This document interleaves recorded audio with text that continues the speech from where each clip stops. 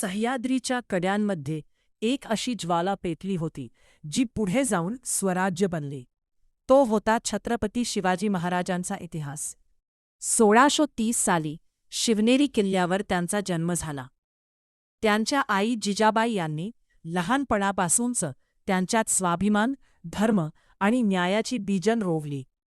लहान वयातच शिवाजी महाराजांनी ठरवलं, अन्याय सहन करायचा नाही, स्वराज्य निर्माण करायचं.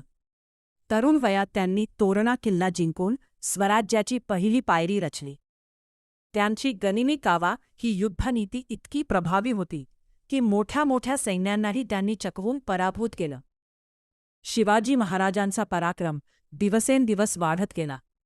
त्यांनी किल्ले जिंकले, प्रजेचं रक्षण केलं आणि स्वराज्य मजबूत केलं. 1674 साली रायगडावर त्यांचा भव्य राज्याभिषेक झाला आणि ते छत्रपती बनले. हा फक्त राज्याभिषेक नव्हता, तो स्वराज्याच्या स्वप्नाचा विजय होता. आजही शिवाजी महाराजांचा इतिहास प्रत्येकाच्या मनात अभिमान निर्माण करतो. त्यांचा आदर्श आपल्याला शिकवतो, धैर्य ठेवा, न्यायासाठी उभं राहा आणि कधीही हार मानू नका. जय भवानी, जय शिवाजी.